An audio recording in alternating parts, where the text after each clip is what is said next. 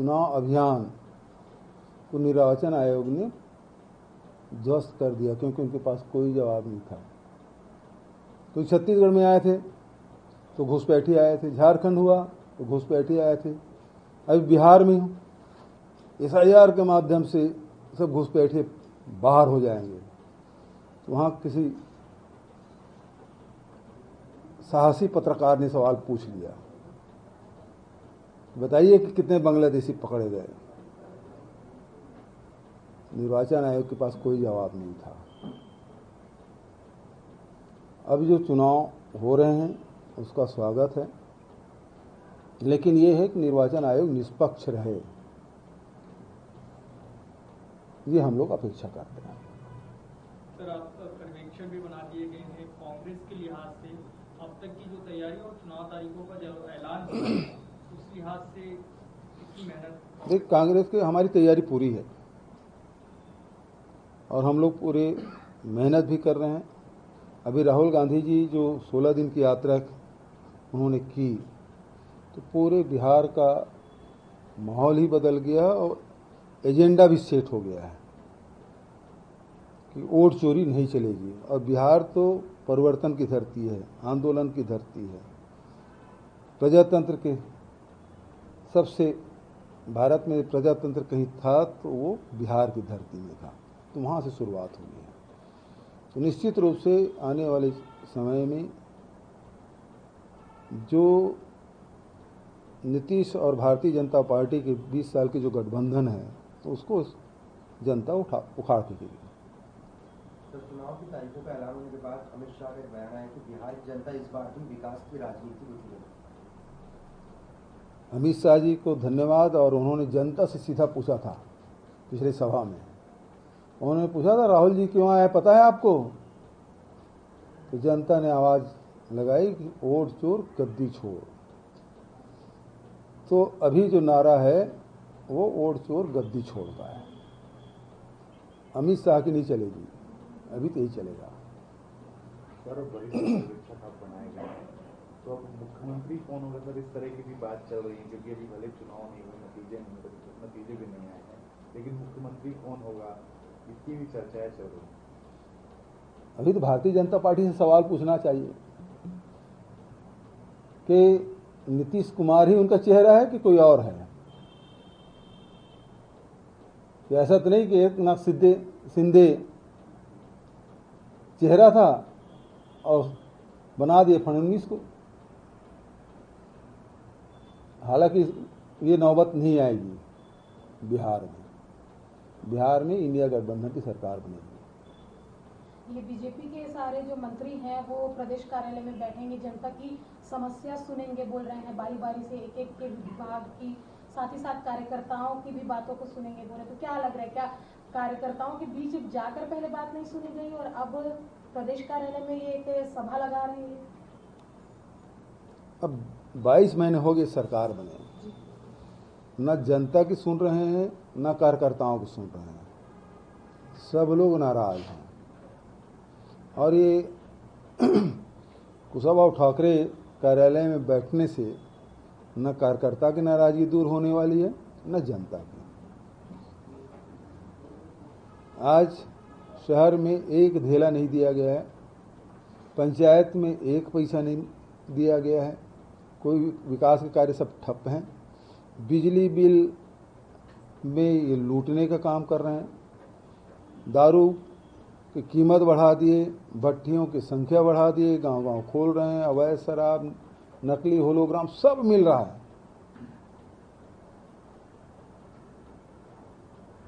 गाय है वो सड़कों पे है और कानून व्यवस्था की कोई स्थिति नहीं है। कानून व्यवस्था तो जंगल राज है। तो ये इतना रायता फैला चुके हैं कि इसको समेटते नहीं बनेगा। ये बिजली चोरी को लेकर कांग्रेस आगामी प्रदर्शन की तैयारी में कल गृह मंत्री के बंगले का भी घेराव किया जाएगा। लगातार आप लोग बिजली को लेकर जो है प्रदेश में ये चरणबद्ध आंदोलन लगातार चल रहा है, जनता के हक की लड़ाई है और कांग्रेस पार्टी इसको लड़ रही है। सर, ये एक समय था जब दिलीप सिंह दुदेव कहते थे कि प्रशासनिक आतंकवाद है, अब ननकी राम को भी इसी तरह का सवाल उठाना पड़ रहा है, उनको रायपुर तक आकर के जो है धरना देने की नौबत आनी पड़ रही है, उसको आप कैसे देखते हैं? क्या मौजूदा स्थिति आप लोगों को भी ऐसा लग रहा है? ननकी राम कंवर जैसे वरिष्ठ नेता, वरिष्ठतम नेता कह सकते हैं, उसके एज ग्रुप के कितने नेता बचे हैं, और वो मध्य प्रदेश में भी और छत्तीसगढ़ में भी बड़े बड़े पदों को में बैठ के जिम्मेदारी निर्वहन किए हैं।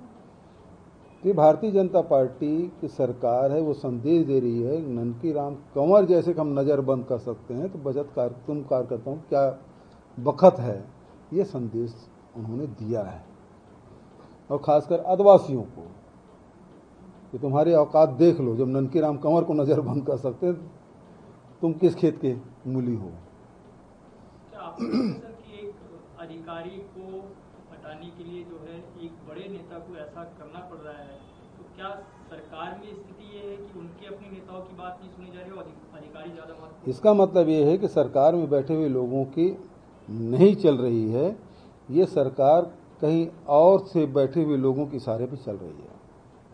सर दूसरा सवाल, आप चूंकि खनिज मंत्रालय आपके पास रहा है, अभी कल खनिज का एक बहुत महत्वपूर्ण कार्यक्रम हुआ और उसमें ये तय किया गया कि ई नीलामी से अब 200 रेत घाटों को की प्रक्रिया होगी और ये एक पारदर्शिता होगी और जो खनिज संसाधन है उसका सही उपयोग हो पाएगा।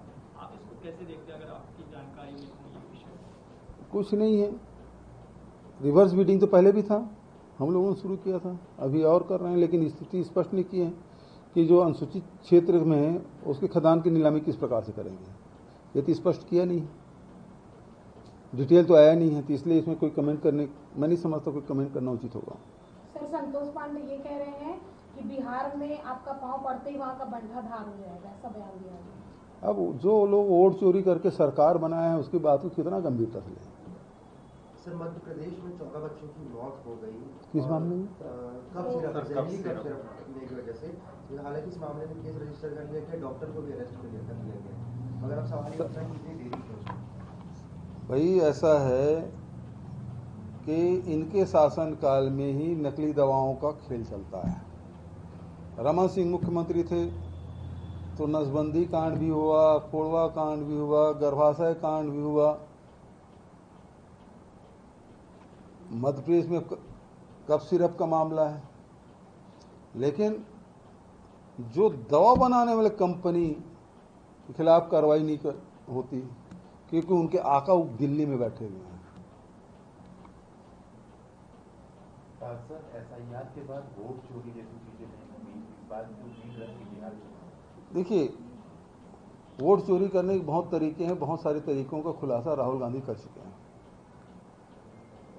जो पूरे देश की जनता ने स्वीकार कर लिया है। तो ये नया कुछ और करेंगे, चोरी करने के नए तरीके ईजाद करेंगे, वो देखना होगा कि कौन सा तरीका ये लोग अपनाते हैं।